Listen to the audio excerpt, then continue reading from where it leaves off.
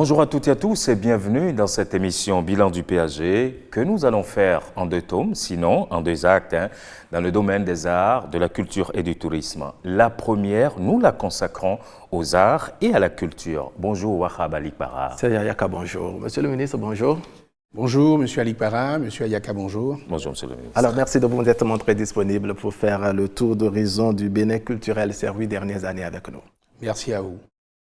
Création du musée international du Vaudou à Porto Novo, construction du musée des rois et Amazon du Dahomey à Abomey, réhabilitation du musée Akabaïdénan à Kétou ou encore la construction du nouveau palais du roi de Niki et de la reine de la Gani dont les travaux sont en cours. À ce tableau non exhaustif s'ajoute l'opérationnalisation des classes culturelles, la construction des arènes ou encore plusieurs autres grands projets. Depuis 2016, le Bénin culturel laisse exprimer ses talents et foisonne de créativité. Cela nous permet, Serge Ayaka, dans les 52 prochaines minutes, de faire le retour, sinon un retour sur les actions accomplies pour révéler le Bénin aux Béninois et au monde entier, pour reprendre cette expression chère au chef de l'État, Patrice Talon. Monsieur le ministre, il faut reconnaître tant d'actions accomplies sur le plan de la culture et des arts, mais on est bien curieux de savoir quel constat on peut faire depuis l'avènement du régime de la rupture. On remonte en 2016. Oui, merci beaucoup. 2016, vous savez, je suis bien placé pour vous en toucher un mot. Le secteur de la culture en 2016, c'est vrai, et affichait, entre autres, au niveau des industries culturelles et créatives, une certaine insuffisance quantitative et qualitative des infrastructures et un système de promotion de création également qui était, disons, un peu embryonnaire. Il y a également une insuffisance de structuration des filières et des chaînes de valeur. En ce qui concerne nos traditions, il faut reconnaître que les traditions étaient dans un certain état de dégradation des grandes œuvres de l'histoire. Nous avions également nos royautés et nos monuments qui relataient notre grandeur, qui s'effritaient progressivement. Donc il était impératif de relever ces défis et de revaloriser notre patrimoine, de revaloriser notre culture, d'autant plus que, et je pense que tout le monde s'en convainc aujourd'hui, c'est la principale richesse du Bénin. Le Bénin, comme nous avons l'habitude de le dire, pour l'instant en tout cas, n'exploite pas d'or, ni de pétrole, ni d'autres ressources minières, mais en tout état de cause, nous avons ce potentiel qui peut être largement exploité au bénéfice de nos populations. D'accord. Alors, le chef de l'État, sinon son régime, travaille à révéler le Bénin à travers la culture et les arts. Pouvez-vous nous faire le point, dois-je dire, des efforts consentis dans le domaine des musées et du patrimoine culturel? Absolument. D'abord, révéler le Bénin aux Béninois et au monde, je voudrais dire concrètement que c'est faire connaître et valoriser le riche patrimoine culturel que nous avons aux Béninois eux-mêmes. Et faire connaître évidemment aux étrangers, ceux qui ne sont pas des Béninois et qui nous regardent. C'est également développer, on l'a dit, les industries culturelles et créatives pour la création de richesses et de l'emploi. Et enfin, c'est faire de la culture et des arts le substrat, le levain pour le développement touristique de notre pays. Donc c'est tout cela que nous embrassons dans la formule « faire connaître aux Béninois et au monde ». Alors, pour répondre à votre question sur les musées, je voudrais d'abord vous dire que Ouida est désormais, plus que jamais, sur la carte mondiale en ce qui concerne les musées et surtout les cités-musées, puisque nous avons décidé de faire de la ville de Ouida une cité-musée, parce que le potentiel de Ouida est tel que toute la ville historique vaut la peine d'être valorisée. Et comme on a l'habitude de le dire trivialement, c'est un musée à ciel ouvert que nous sommes en train, évidemment, de valoriser. Nous avons le volet de la construction d'un certain nombre de musées, notamment à Ouida. Nous avons le musée international de la mémoire de l'esclavage, qui est déjà totalement achevé en ce qui concerne ce qu'on appelle le hard, donc la construction des bâtiments. Et nous en sommes maintenant au niveau de l'installation des équipements et de la scénographie. Donc, sinon, ce musée est totalement achevé et devrait rentrer en exploitation dès cette année 2025. Nous avons également à Porto Novo, dès que vous rentrez dans Porto Novo aujourd'hui, en attendant l'arène culturelle qui sera tout de suite après le pont à droite, à la place de cet immeuble que nous avons dû enlever pour ne pas insister là-dessus, vous verrez qu'en rentrant dans Porto Novo, vous avez une vue impressionnante sur un musée qui est en construction, qui est le Musée international du Vaudou, juste en face de la cathédrale, où là également, tout le gros œuvre est achevé. Et il reste maintenant à faire un certain nombre de travaux en ce qui concerne toujours la scénographie, en ce qui concerne le second œuvre, pour que dès cette année également, ce musée soit livré. Dans le point des autres musées, nous avons un musée qui va venir, le MAC, à Cotonou, dont l'essentiel est déjà fait en ce qui concerne les études, et les appels d'offres ont déjà été lancés pour pouvoir recruter les entreprises qui vont construire. Au niveau d'Abomey, également, nous avons les premiers équipements qui sont livrés, notamment ce que nous appelons le CAFRA, le nouveau CAFRA, c'est-à-dire le Conseil d'administration des familles royales, là où le roi, on va dire, siège en quelque sorte pour travailler au quotidien.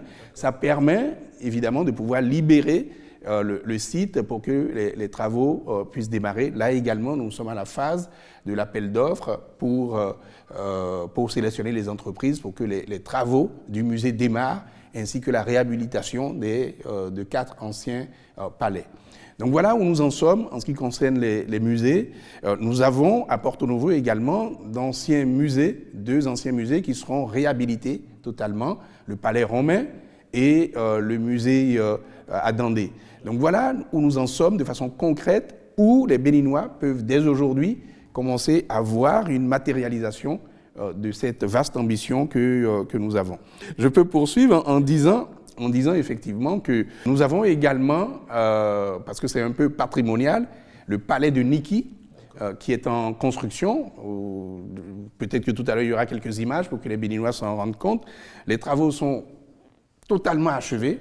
Les travaux de la reine de la Ganie sont achevés. Il reste quelques petites finitions au niveau du Palais Royal lui-même pour pouvoir redonner, disons, tout son faste au royaume de Niki et surtout avoir cet écrin de valorisation de ce patrimoine exceptionnel qu'est la Ganie.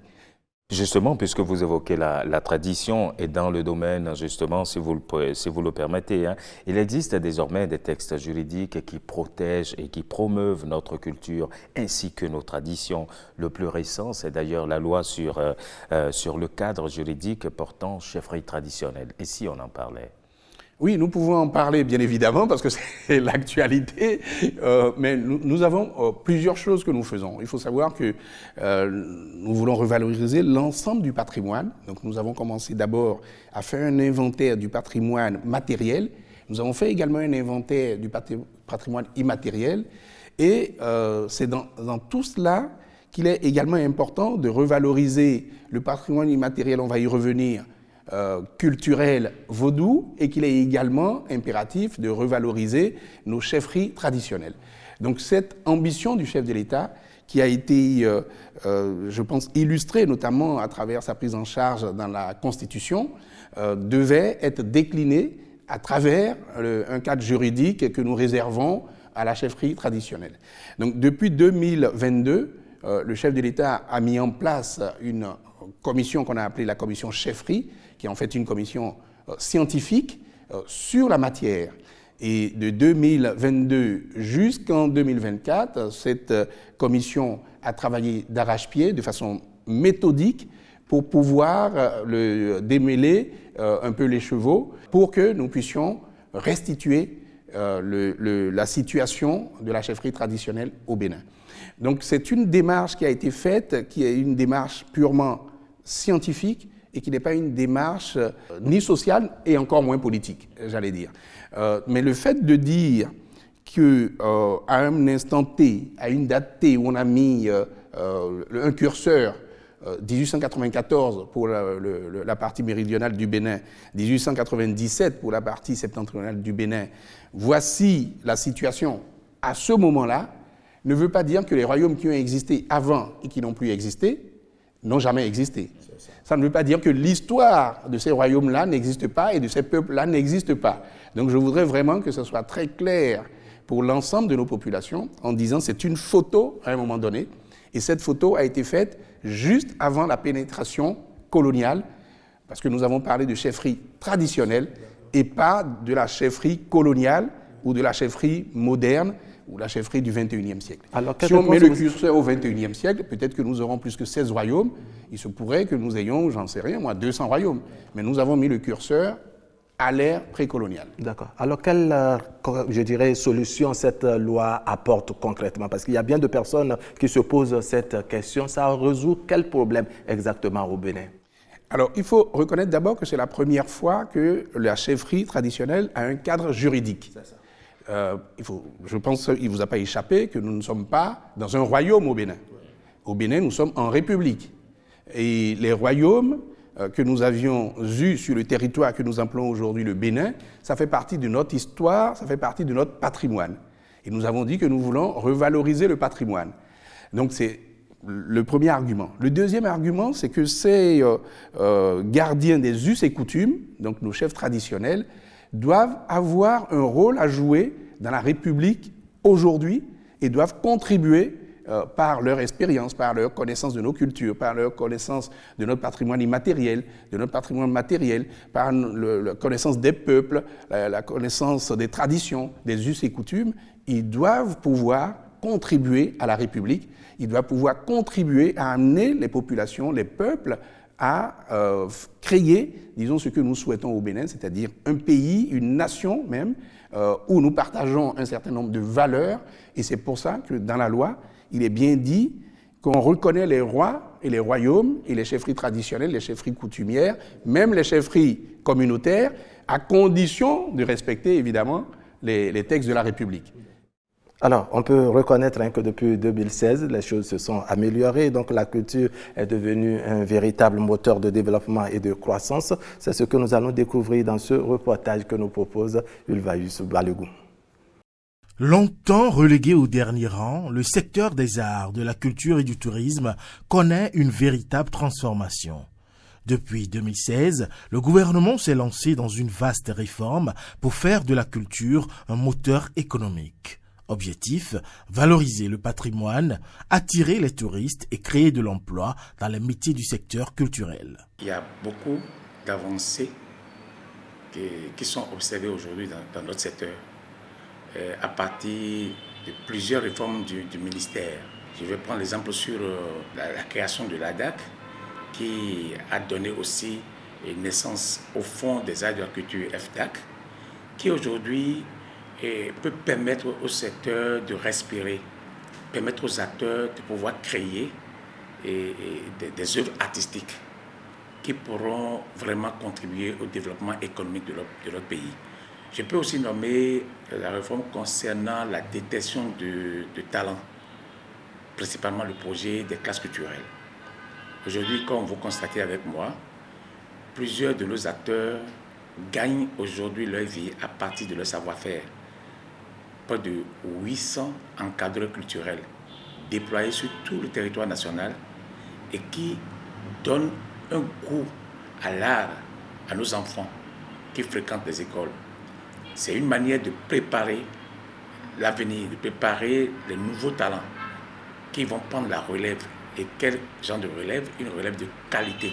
Mis à part ces réformes, il faut aussi reconnaître l'inscription au PAG de la société civile culturelle, le CNOA, qui sert aujourd'hui d'intermédiaire entre les acteurs et l'administration publique. En misant sur la culture et le tourisme, le Bénin redonne vie à son histoire tout en s'ouvrant au monde.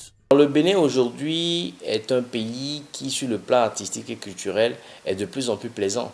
Il faut reconnaître que le gouvernement fait des efforts considérables pour la vulgarisation de l'art béninois. Réussir à avoir un pavillon à Venise, il faut le reconnaître, chapeau, parce que ce n'est pas facile à faire, nous en sommes fiers. Donc le travail qui est fait est considérable et nous, les festivals comme le nôtre, sont justement là pour accompagner cette volonté du gouvernement à faire du Bénin une vraie plateforme d'expression.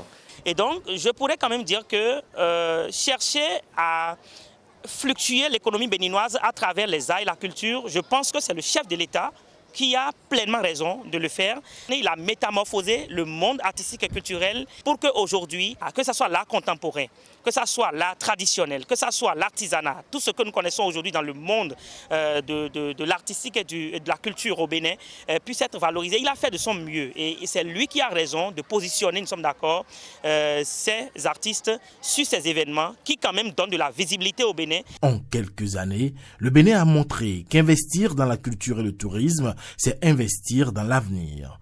Plus qu'une transformation, c'est une renaissance culturelle qui s'écrit. Alors, Monsieur le ministre, vous évoquez justement cette loi sur le cadre juridique portant chefferie traditionnelle. Cette loi est-elle la seule action de revalorisation du patrimoine ?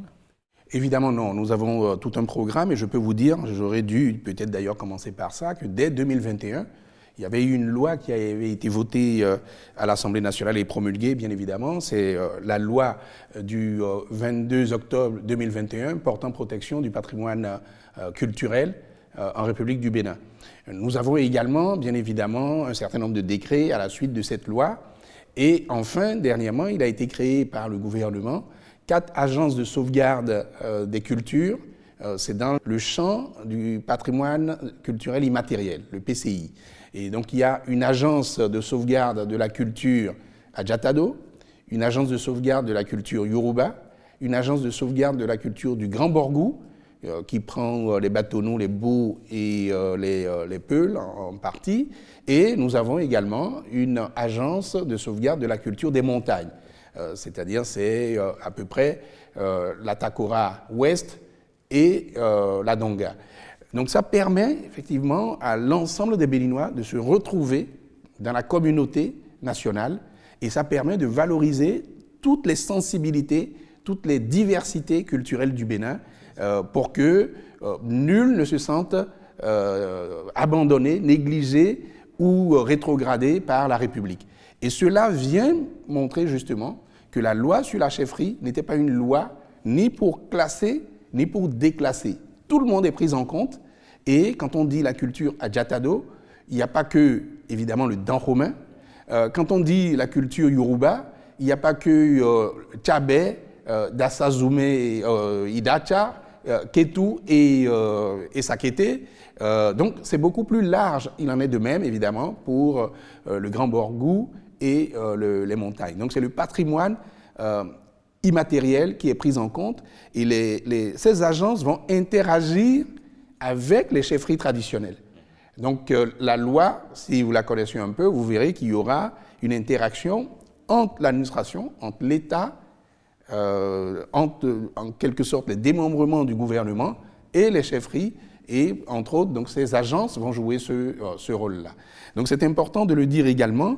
En dehors de cela, nous avons également un certain nombre de mesures qui ont été prises, notamment, il est important d'y revenir, nous avons notre marche vers la restauration, la restitution également de nos biens culturels.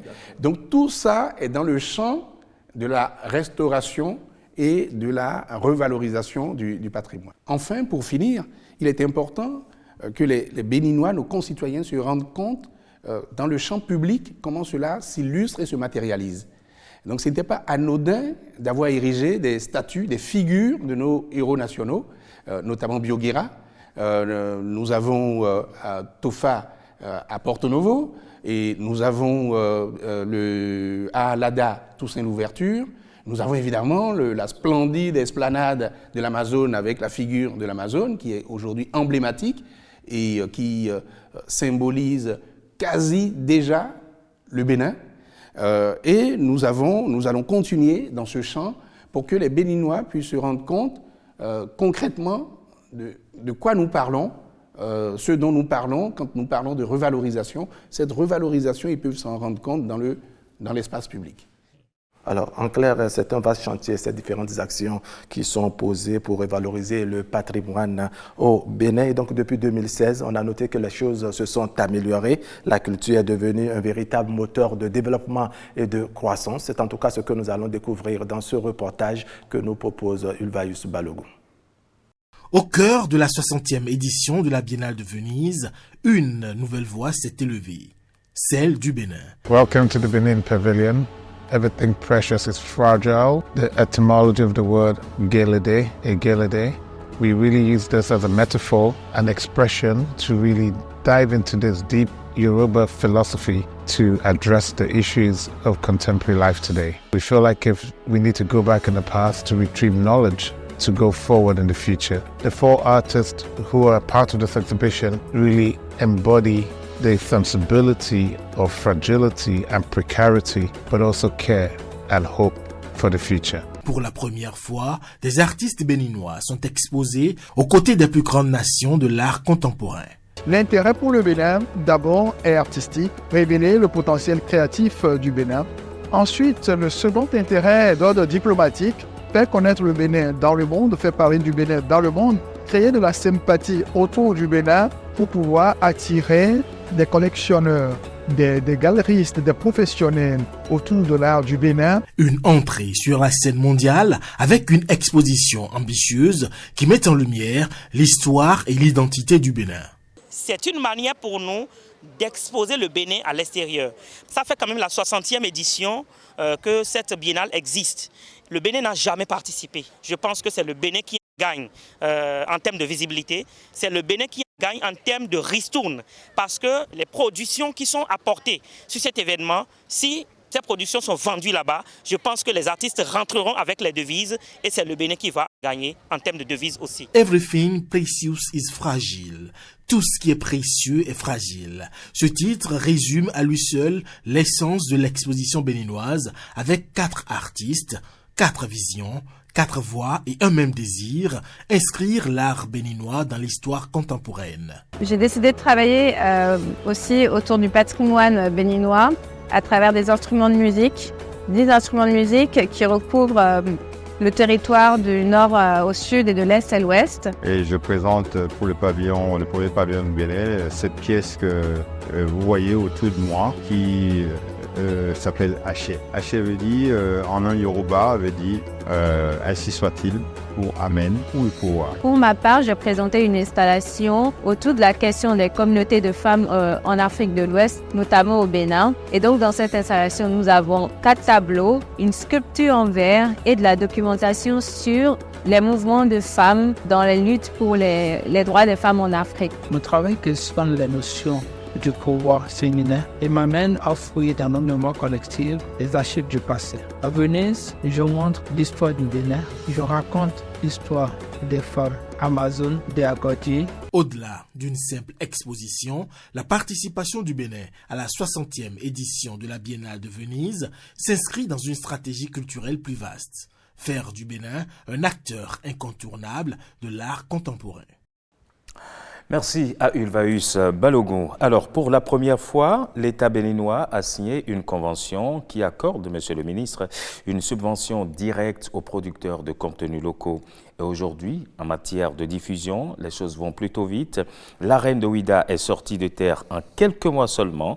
Il y en a bien d'autres qui vont suivre, les arènes. Absolument. En ce qui concerne les arènes culturelles, nous avons la première arène qui est à Ouidah, vous l'avez dit, cette infrastructure splendide que nous avons, on va dire, testée lors de la dernière édition des Vodou Days, parce qu'il restait encore quelques petits travaux, mais nous l'avons suffisamment avancé pour que ça soit un écrin pour les Vodou Days. Donc cette arène culturelle de Ouidah sera totalement achevée avant la fin du mois de mai, où nous pourrons là maintenant l'exploiter ordinairement comme nous le souhaitons. À part Ouida, nous avons Porto Novo, bien évidemment, où les dossiers sont déjà prêts pour contractualiser avec les entreprises qui doivent construire. Nous avons, en dehors de Porto Novo, nous avons Nati Tengu, nous avons Lokossa, Kouandé, Parakou et Abomey, où les études sont également achevées. Donc tout ça va être évidemment programmé en ce qui concerne les constructions d'infrastructures. Donc voilà pour les arènes culturelles. En dehors des arènes culturelles, le gouvernement a également contribué à créer le premier centre de rencontres culturelles à Ouida, qu'on appelle le CCRI, en lien notamment avec la mairie de Ouida et les partenaires français. Nous avons également la Maison de la Culture de Ouida, qui a été totalement réhabilitée et restaurée, et qui est confiée en matière de gestion et d'exploitation au CCRI de Ouida précisément. Donc nous avons ainsi un certain nombre d'infrastructures qui vont venir de diffusion, et bien évidemment, nous allons avoir une infrastructure magnifique qui va être nichée au cœur de Cotonou, au cœur de ce que nous appelons le quartier culturel et créatif de Cotonou, qui va venir, disons, à l'emplacement des anciennes installations, des anciennes usines, des anciens ateliers de l'OCBN. Donc voilà quelques éléments pour expliquer, disons, la politique de diffusion, de construction des espaces de diffusion en République du Bénin. Oui, alors vous avez beaucoup parlé de Ouida. Ça n'est pas qu'un musée à ciel ouvert, mais ça devient aussi une véritable cité de diffusion de la culture. Absolument. Nous avons la chance, et c'est vrai, c'est une vraie chance, d'avoir une cité historique comme Ouida, une cité historique, une cité culturelle, une cité patrimoniale, une cité également où nous avons un certain nombre d'infrastructures de diffusion qui sont en cours de construction. Donc Ouida sera vraiment le cœur culturel et touristique du Bénin. Mais tout ce que nous faisons là, nous ne le faisons pas qu'à Ouida. Nous le faisons dans plusieurs autres cités, dans plusieurs autres villes, à travers le pays. Mais le fait d'avoir Ouida à proximité de Cotonou, le fait d'avoir Porto Novo à proximité de Cotonou, ça permet, en matière touristique, également de pouvoir traiter ce qu'on appelle le MAIS, c'est-à-dire ceux qui viennent pour des séminaires et des conférences, qui viennent seulement pour 2-3 jours et qui n'ont pas forcément le temps de pouvoir monter à l'intérieur du pays. Ça permet de leur montrer un pan culturel et touristique du Bénin immédiatement à proximité dans un rayon de 40 km, Cotonou elle-même plus précisément, Porto Novo à 30 km, Ouida à 40 km, où ils peuvent ressortir de leur visite, de leur séjour au Bénin avec 1000 couleurs, avec toutes les splendeurs du Bénin précisément, c'est le cas de le dire, aussi rapidement. Donc ça nous permet de pouvoir traiter tout type de tourisme et vraiment nous avons la chance d'avoir une concentration de sites et une concentration de curiosité, une concentration de patrimoine à Ouida. Il en est de même pour Porto Novo, bien évidemment, et il en est de même dans toutes les villes où nous voulons un vrai développement touristique. D'accord. On va parler un peu cinéma, Monsieur le ministre. On sait qu'au nombre des tests dont l'adoption tarde à venir figure le code de la cinématographie. À l'heure où beaucoup de choses se font pour le cinéma béninois, quel est le sort qui est réservé à ce code, Monsieur le ministre? C'est vrai, vous avez raison, ce code tarde à sortir, mais vous savez, dans cette difficulté, je pense que finalement, on a pu en tirer une chance. Je vais vous dire pourquoi. Ça nous a permis, le fait d'avoir tardé un peu, ça nous a permis aujourd'hui d'avoir un projet qui a pris en compte toutes les avancées technologiques et toute la modernisation de cette industrie du cinéma, qu'on appelle d'ailleurs désormais industrie de l'écran, parce qu'il n'y a pas que le cinéma, comme on le sait, le grand écran. Sur vos smartphones, sur vos tablettes également, vous avez des possibilités, évidemment, d'avoir du contenu. Donc, ce texte qui est aujourd'hui prêt, et qui va certainement, dans les prochaines semaines, ça va passer par le Conseil des ministres, bien évidemment, le projet, et atterrir sur la table du président de l'Assemblée nationale. Je pense qu'il est vraiment prêt aujourd'hui et on doit pouvoir se doter de cet outil important. On peut espérer. Oui, non, définitivement oui. Sinon, je ne prendrai... La dernière fois que vous m'avez invité, j'en ai pas parlé. Donc, si j'en parle, c'est que le risque est mesuré, et bien calculé et mesuré. C'est sûr que les acteurs l'attendent depuis si longtemps. Oui. Surtout que toutes les parties prenantes ont participé, aussi bien au niveau de l'AAC, aussi bien au niveau des acteurs du cinéma, aussi bien au niveau du ministère du numérique, aussi bien tous ceux qui, d'une façon ou d'une autre, sont concernés, ont participé donc à ce processus. Et là, nous avons vraiment un produit, il me semble, mûr, sous réserve, évidemment, de ce qui pourrait être fait à l'Assemblée nationale. Même les députés ont participé déjà au processus. Je voudrais dire que c'est un outil essentiel parce que nous avons beaucoup d'ambition en matière de cinéma. Vous savez qu'en matière de cinéma, déjà, sans même avoir cet outil, que le Bénin a déjà posé un certain nombre d'actes importants. Vous savez que c'est le Bénin qui a cofinancé le film Dahomey de Mati Diop, qui a remporté l'Ours d'Or au Berlinade. C'est le Bénin qui a également cofinancé la série qui a été produite et diffusée sur Canal Black Santiago Club, où il y avait quand même 8 épisodes, 450 acteurs, principalement des Béninois. C'est également le gouvernement du Bénin qui, à travers A+, aujourd'hui, disons, a produit Apparence, qui passe en ce moment et que les Béninois ont beaucoup aimé. 100 épisodes, 250 acteurs, principalement des Béninois. Nous sommes en ce moment en train de travailler avec le plus grand diffuseur de contenu en Europe, le groupe Media One, avec qui nous avons signé pour la création, la diffusion de Le meilleur est à venir, qui est une série de 220 épisodes où c'est des Béninois qui écrivent les scénarios. Et là également, disons, ça a permis d'amener la jeunesse à un certain niveau de renforcement de capacité. Nous sommes en ce moment en train de travailler pour transformer le site de l'ancien British American Tobacco dans Ouida en studio de cinéma, et nous avons des partenaires déjà pour cela. Donc oui, nous avons un certain nombre de choses à faire, et je vais vous dire pourquoi c'est tellement important le cinéma. Il y a deux choses essentielles. Tant que nous n'aurons pas le cinéma, l'audiovisuel en général, les médias en particulier, que nous maîtrisons nous-mêmes, c'est toujours d'autres qui vont nous raconter notre histoire, à leur manière. Donc nous avons besoin de cela pour que le Bénin puisse maîtriser son narratif. Pour que le Bénin puisse dire c'est quoi le Bénin, pour que le Bénin puisse apporter sa contribution au monde. Parce que sinon, les autres n'ont pas intérêt à nous valoriser au niveau exact où nous sommes.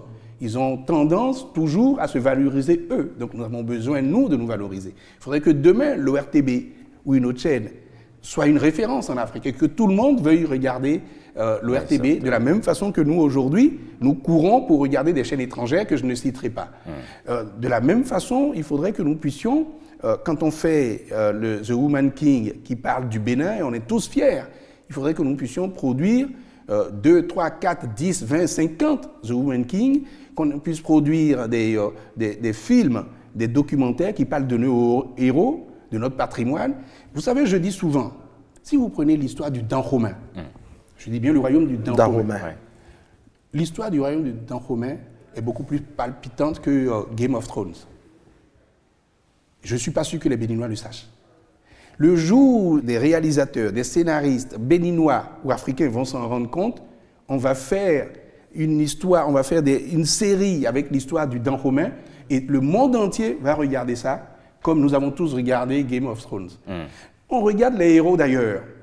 Nous avons tellement de héros. Je ne parle pas des héros nationaux seulement, mais je parle également en ce qui concerne la culture vaudou. Vous avez des figures, dans le vaudou et orisha, vous avez des figures qui sont de vrais héros. On parle de Thor. Vous savez qu'on a l'équivalent ? Tous les rois, toutes les figures, tous les dieux des antiques en Grèce ou en Italie, nous avons les équivalents et nous pouvons valoriser cela. Il faut que la jeunesse béninoise le sache. Il faut que le peuple béninois le sache et il faut que le monde entier le sache parce que le Bénin peut beaucoup apporter au monde et peut contribuer à la création de l'universel. En clair, ce riche patrimoine que vous décrivez, on peut le vendre à travers le cinéma, c'est ça? On doit vendre ça à travers le cinéma, on doit vendre ça à travers les contenus, parce qu'il n'y a pas que le cinéma. Et cela est absolument important d'avoir des créateurs de contenu. Et pour cela, aujourd'hui, CMS-City fait un travail extraordinaire. Et je voudrais ici féliciter tous les jeunes qui y sont et qui ont commencé déjà à faire ce travail. Et féliciter évidemment toute la direction de CMS-City qui fait un travail que les gens ne voient pas au quotidien, mais qui va permettre au Bénin de tenir sa place dans les années à venir. Vous parlez de contenu justement, de contenu plus captivant, et on vous a vu récemment d'ailleurs aux côtés de la ministre du numérique et de la digitalisation pour cette signature de convention qui accorde des subventions directes aux producteurs de contenus locaux qui seront diffusés sur la SRTB très prochainement. Absolument. Donc c'est un exemple de plus, parce que en la matière, je peux vous en parler pendant 30 minutes. Bien sûr. Donc je suis allé très vite, mais nous faisons énormément de choses. Et c'est pour ça que je dis qu'il est temps effectivement que nous ayons ce code de la cinématographie. Oui. Alors, vous aviez commencé à l'évoquer, il s'agit justement du quartier culturel de Cotonou, et puis dans son sein, il y a l'une des importantes sections de ce QCC, c'est bien sûr le Musée d'art contemporain de Cotonou, le MAC. Depuis 2016, il y a comme un regain d'intérêt pour l'art contemporain. Illustration d'ailleurs dans ce point que nous fait Ulvaeus Balogun, qui revient ici sur l'expo Révélation Art contemporain du Bénin.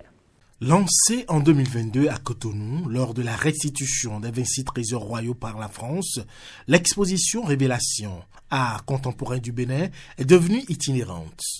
En 2023, elle a été accueillie au musée Mohamed VI de Rabat au Maroc, puis à la Fondation Clément en Martinique, où elle a présenté près de 120 œuvres de 42 artistes béninois et de la diaspora. Dans sa version présentée au musée Mohamed VI, nous avons en guise d'introduction, pour illustrer le propos curatorial de la partie contemporaine, présenté un film d'une durée de 10 minutes qui va rappeler les temps forts de la restitution ainsi que les 26 trésors royaux qui nous ont été restitués. Donc le volet contemporain vise tout d'abord à montrer la vitalité de la scène artistique du Bénin à travers sa diversité de médiums et de techniques. Nous avons aussi souhaité montrer combien nos artistes vont s'inspirer, trouvent leur ancrage dans leur histoire et leur tradition. Du 4 octobre 2024 au 5 janvier 2025, l'exposition s'est déportée à la Conciergerie de Paris, offrant aux visiteurs une immersion dans l'art contemporain béninois sous les voûtes gothiques de ce monument historique. Donc c'est une exposition aujourd'hui qui rassemble 42 artistes et plus d'une centaine d'œuvres pour montrer toute la diversité de la création artistique au niveau de la scène artistique béninoise. Et ça va aussi bien des médiums traditionnels tels que la peinture, la sculpture, jusqu'aux médiums les plus complexes tels que le numérique, la vidéo, et en passant par les installations et diverses autres œuvres d'art. Bien, plus qu'une simple exposition itinérante, c'est un voyage, une rencontre entre les cultures, un pont entre le Bénin et le reste du monde. Le fait d'être présent aujourd'hui à Paris participe de cette stratégie qui consiste à faire connaître le Bénin, à renforcer sa diplomatie culturelle, à renforcer son soft power dans le but de permettre au reste du monde de nous connaître, de savoir qui nous sommes, quel est notre art de vivre, quel est notre rapport au monde et quelle est notre vision du monde. Et c'est par le truchement des artistes que tout ceci se passe. Avec cette exposition, l'art béninois réaffirme sa place sur la carte mondiale. Une dynamique nouvelle qui ouvre de nouveaux horizons aux créateurs d'aujourd'hui et de demain. Alors, Monsieur le ministre, pourquoi cet intérêt pour l'art contemporain? Et d'ailleurs, quel bilan faites-vous de la première participation du Bénin à la Biennale de Venise? Merci beaucoup. Je voudrais vous dire d'abord que le Bénin a un énorme potentiel en matière d'art et en matière d'art contemporain en particulier. Nous avons des artistes extrêmement talentueux. Il y a ceux qui sont déjà connus, qui ont atteint un certain niveau. Je ne vais pas les citer de façon spécifique ici, mais vous avez beaucoup d'émergents qui ont un potentiel extraordinaire. Si je vous disais qu'aujourd'hui, les plus grands collectionneurs d'art et d'art contemporain veulent tous avoir une œuvre d'un artiste béninois dans leur collection, vous penserez que je suis en train de plaisanter, mais vous aurez l'occasion, et je vous y invite d'ailleurs, à interroger les artistes eux-mêmes. Depuis que nous avons commencé à déployer cette politique, leur cote a extrêmement grimpé, et tous les jours, ils nous le disent. Mais nous n'avons pas fini, ce n'est que le début. Je voudrais dire que le développement de l'économie culturelle s'est illustré notamment depuis, évidemment, l'exposition diptyque au retour des 26 œuvres, s'est illustré donc par l'itinérance de la partie contemporaine de cette exposition diptyque. Et sous la thématique de révélation art contemporain du Bénin. Cette itinérance, nous avons au Bénin d'abord, ce n'était pas une itinérance, quand le point de départ, c'est que nous avons eu quand même plus de 200 000 visiteurs pour l'exposition au Palais de la République. Des gens venant de 78 pays et tous les continents étaient concernés. Et nous avons eu des figures extraordinaires des collectionneurs et de directeurs de musées, les musées les plus importants du monde qui sont venus au Bénin. Regardez ça. Au Bénin, 220 000 visiteurs à peu près. Après, nous avons été au Maroc. Au Maroc, nous étions là-bas pour 3 mois. Je devais repartir pour faire la cérémonie de clôture quand le roi nous a demandé de proroger d'1 mois supplémentaire, tellement ça a eu du succès. À Rabat, nous avons eu, donc sur Rabat, près de 34 000 visiteurs au total. Après le Maroc, après Rabat au Maroc, nous sommes allés en Martinique, à Fort-de-France, où au début, vous-même journalistes, vous étiez très inquiets pour nous parce qu'il y avait des polémiques sur les activistes et c'était un malentendu, bien évidemment. Nous nous sommes expliqués avec eux, le chef de l'État les a rencontrés, a bien expliqué la philosophie, la politique, la vision du Bénin. Nous avons eu là-bas près de 80 000 visiteurs en 3 mois. Waouh! Près de 80 000. Et parmi ceux qui étaient contre aujourd'hui, je ne vais pas citer de nom, il y en a qui collaborent avec le Bénin. Peut-être je ferai cette petite confidence en disant que leur avocat à l'époque, c'est lui qui aujourd'hui a été nommé par le chef de l'État ambassadeur thématique, qui est donc aujourd'hui au service du Bénin et qui est béninois. Bien. Donc c'est pour vous dire que nous avons là un outil d'influence, un outil de diplomatie culturelle, un outil de soft power extraordinaire. À Paris, enfin, puisque c'était la dernière étape, avant de venir sur Venise, nous sommes restés 3 mois à la conciergerie sur l'île de la Cité, pour ceux qui connaissent. On a eu près de 175 000 visiteurs. J'y suis allé en anonyme. Je vous assure que c'était difficile de se frayer un chemin tellement il y avait du monde et les gens voulaient y être. Et les responsables français de la conciergerie nous ont dit qu'ils ont rarement vu ça. Donc nous-mêmes, Béninois, nous ne nous rendons pas compte du potentiel de nos artistes et de l'impact sur le monde. La Biennale de Venise, vous faites bien d'en parler, la Biennale de Venise, c'est comme si nous étions à la Mecque de l'art contemporain. C'est comme si nous étions, je ne sais pas moi, il y a la Mecque et il y a également peut-être le Vatican, pour ne pas faire de jaloux. Et toujours pour ne pas faire de jaloux, je dirais on est au Ouida des religions traditionnelles. Voilà. Et là-bas, nous avons eu effectivement un pavillon qui a été classé parmi les 10 meilleurs pavillons, les 10 plus beaux pavillons. Et c'est la première fois que le Bénin y participait. Nous avons eu près de 30 000 fréquentations lors de la préouverture. Juste au moment de la préouverture, 30 000 personnes sont passées. Et donc c'est pour vous dire à quel point le Bénin aujourd'hui est attendu. À quel point le Bénin, quand on parle d'art contemporain, quand on parle d'art contemporain venant d'Afrique, à quel point le Bénin a sa place et à quel point nous devons travailler pour cela. Donc voilà ce que je peux vous dire et vous dire également que le mur du port, puisque nous avons le mur du port qui est en cours, nous voulons entrer dans le Guinness Book avec le mur du port. Le port de Cotonou, il faut le préciser. Oui, le mur du PAC, si vous voulez, mais c'est le mur du port de Cotonou, oui, de toute façon. Et ce mur, aujourd'hui, nous avons les plus grands muralistes, les plus grands graffeurs et même des artistes plasticiens classiques qui sont les artistes qui ont travaillé sur ce mur, qui est édifiant. Je ne pense pas que vous pouvez voir un mur aussi beau, quel que soit le continent, quel que soit le pays, ce que nous sommes en train de faire là. Et vous voyez que tous les jours, que ce soit les Béninois, que ce soit des visiteurs étrangers, tous les jours, ce mur attire effectivement une certaine foule. Donc tout cela vous montre un peu, c'est des indices, des indicateurs pour montrer à quel niveau se situe l'art contemporain béninois. Oui, justement, de l'art contemporain à l'industrie du livre et de la lecture, il s'en dit d'ailleurs beaucoup de bien, Monsieur le ministre. Qu'est-ce qu'on peut retenir dans ce domaine? Alors, c'est vrai que généralement, le profane a tendance à dire que les gens lisent de moins en moins. Mais je vais vous détromper. Au Bénin, on lit de plus en plus. Et nous ouvrons des bibliothèques, nous restaurons, réhabilitons des bibliothèques qui sont très fréquentées, les scolaires bien évidemment, mais pas que. Et nous sommes en train de moderniser l'ensemble de nos bibliothèques. La Bibliothèque nationale aussi est en train évidemment de tout numériser pour que nous puissions avoir une plateforme, une bibliothèque numérique où tous les Béninois peuvent aller évidemment avoir accès à ce fonds documentaire important, ce fonds livresque important. Nous avons également considéré qu'il fallait, de la même façon qu'on le fait pour le cinéma, prendre globalement le livre, donc l'industrie du livre et de l'édition. Donc nous devons faire en sorte que des éditeurs importants puissent émerger au Bénin. Ils vont éditer évidemment des Béninois, mais également d'autres Africains et pourquoi pas des gens d'autres continents.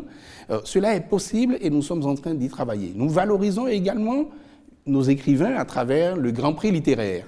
Et nous allons avoir, l'année dernière, la cérémonie formelle n'a pas eu lieu parce que j'étais absent du pays, je le regrette, pour une bonne partie. Donc du coup, c'est cette année, de façon discrète, qu'on a donné les prix aux lauréats, mais pour l'édition 2025, ça va se faire, bien évidemment, comme on le fait d'habitude, avec tout le faste qu'il faut, et ça permettra également de corriger un peu l'injustice faite aux lauréats de 2024. Donc oui, le livre et la lecture, c'est vraiment très important pour la culture. Alors on se demande où en sommes-nous dans la mise en œuvre de la politique de structuration du secteur afin de mieux la professionnaliser? Le secteur, en la matière, nous sommes d'abord en train, de façon générale, pour ce qui concerne les acteurs culturels, pour ce qui concerne la culture, nous sommes en train de travailler les textes pour pouvoir aboutir à la réforme du statut de l'artiste. Ça fait là également, un peu comme le code de la cinématographie, ça fait longtemps qu'on en parle, mais cette fois-ci, nous sommes réellement bien avancés. Nous sommes en ce moment en train de consulter les différents acteurs concernés pour enfin aboutir à l'étape du Conseil des ministres et à l'étape de l'Assemblée nationale pour que nous puissions avoir les textes sur le statut de l'artiste. Nous travaillons également pour pouvoir régler donc, un certain nombre de difficultés dans le secteur, à savoir la professionnalisation, évidemment, des acteurs culturels, la classification d'abord, parce que vous pouvez être artiste professionnel, vous pouvez être semi-professionnel ou vous pouvez être amateur. Quand on dit amateur, ça ne veut pas dire que vous n'êtes pas bon, ça veut dire que vous n'en faites pas une profession. Donc nous devons pouvoir catégoriser les artistes. Nous devons pouvoir également avoir un répertoire de tous les métiers, une nomenclature de tous les métiers artistiques pour que quelqu'un qui dit « je suis promoteur d'artistes » ou promoteur d'événements ne dise pas en même temps qu'il est agent d'artiste, ne dise pas en même temps qu'il est... Bon, il y a des métiers. Donc il faut qu'on connaisse chaque métier et nous, désormais, nous allons exiger que chacun ait le profil du métier pour lequel il s'est spécialisé, bien évidemment. Évidemment, vous pouvez être polyvalent, mais vous devez avoir à ce moment-là toutes les qualités de toutes les cases que vous avez cochées. Donc nous sommes en train de faire ce travail-là. Nous travaillons également à pouvoir, réfléchissons du moins, à pouvoir donner plus de protection sociale aux acteurs culturels à travers le BUBUDRA, sur les droits d'auteur, trouver un mécanisme, ou à travers même une assurance privée que nous allons essayer d'organiser avec le CNOA, qui est le Conseil national des organisations d'artistes, pour qu'on puisse donner un peu plus de protection à nos artistes qui, généralement, quand ça fonctionne bien, ne pensent pas aux jours les plus difficiles. Ouais. Et justement, dans ce domaine, on parle déjà de la dématérialisation du système de perception des redevances, du droit d'auteur qui est une réalité avec cette amélioration du taux de recouvrement. Comment en êtes-vous arrivé là ? Alors, vous pensez bien qu'aujourd'hui, c'est très difficile, surtout au Bénin, vous voyez que tout est désormais digitalisé. Donc il ne fallait pas qu'on soit à la traîne en ce qui concerne la gestion des droits des redevances de nos artistes. Donc nous avons lancé également là un vaste programme de digitalisation pour que les perceptions soient faites automatiquement. Imaginons, vous êtes dans un bar qui joue de la musique, eh bien, il fallait attendre après que le bar puisse dire « oui, j'ai joué de la musique » et c'était toujours sujet à difficulté, on va dire, pour ne pas dire les mots qui fâchent. Mais désormais, avec l'automatisation, avec la digitalisation, il sera très facile de pouvoir identifier tous ceux qui doivent aux artistes, puisque ce n'est pas à l'État, c'est aux artistes. On va pouvoir recouvrer, donc avoir ces perceptions-là et partager les redevances à l'ensemble des ayants droit. Alors, monsieur le ministre, que dire du projet de détection des talents? Oui, les classes culturelles. Nous étions depuis 2-3 ans dans la phase pilote. Donc cette phase pilote a permis d'impacter 89 établissements, 18 000 apprenants, 890 encadreurs culturels et à peu près une cinquantaine de superviseurs. Cette année, nous commençons un peu la généralisation tout doucement et nous allons impacter 14 nouveaux établissements et nous recrutons 140 nouveaux encadreurs. Et tout cela va nous amener à 103 établissements, à 22 000 apprenants et à plus d'1 millier d'emplois créés, où les acteurs culturels ont un salaire tous les mois. Il y en a plus de 1000 aujourd'hui qui sont impactés. Donc oui, c'est un projet important pour la détection des talents. C'est un projet également important pour nourrir ceux qui veulent vivre en tout cas de leur talent. Je parle des encadreurs et des superviseurs. Et ça va nous permettre demain de pouvoir prendre beaucoup plus tôt nos jeunes pour pouvoir les professionnaliser parce qu'on les aurait détectés dès l'enseignement secondaire et l'enseignement technique. Donc oui, c'est une œuvre de longue haleine, mais je crois qu'aujourd'hui c'est une vraie réussite. Il y a un engouement au niveau des apprenants et nous sommes organisés de telle sorte que jusqu'à présent nous n'avons vraiment pas d'incident. Et s'il fallait garder, disons, ce principe de détection, je pense que le plus tôt on élargira, le plus tôt on généralisera, mieux ce sera, parce que c'est une injustice pour les enfants qui n'ont pas encore dans leurs établissements la possibilité d'y participer. J'aurais bien voulu citer un certain nombre d'événements que nous avons, mais je pense que vous vous en rendez compte par vous-même. La fête de la musique, les nuits artistiques et culturelles, danse et chante avec l'Amazone, et j'en passe, qui permettent aujourd'hui aux Béninois gratuitement de pouvoir profiter des talents de leurs artistes. Non, mais peut-être pourrions-nous encore en profiter pour parler du financement culturel. Le financement culturel est tellement important au niveau de la DAC, avec le Fonds de développement des arts et de la culture, qui a été lancé enfin, le premier appel à projet en 2024, fin 2024, et qui a abouti début 2025. C'était un vrai engouement avec 8000 projets qui ont été déposés, mais au final, à peu près 40 dossiers qui ont été financés parce que nous voulons éviter le saupoudrage. C'est la crème de la crème. Oui, et ça a fonctionné comme un concours, donc il y a eu beaucoup de frustration parce que vous pouvez avoir un très bon projet et néanmoins ne pas être retenu. Donc ceux qui ne sont pas retenus, ce n'est pas parce que leur projet n'était pas bon, c'est parce qu'il fallait se concentrer pour ne pas saupoudrer. Et nous venons de démarrer. Plus nous allons avancer, plus nous allons avoir un peu plus de contributions à partager et ça va de plus en plus impacter. Nous travaillons également pour un fonds de bonification afin que ça ne soit pas seulement à travers le FDAC, que les acteurs béninois trouvent du financement, mais ils peuvent aller directement dans les banques pour avoir du financement à partir du moment où il y a un fonds de bonification pour les y aider. Donc nous sommes en train d'y travailler et je suis sûr que dans les années à venir, les acteurs culturels verront la différence. Monsieur le ministre, merci beaucoup. C'est moi qui vous remercie. Merci. Merci Wahab. On se retrouve dans le prochain numéro pour évoquer tourisme.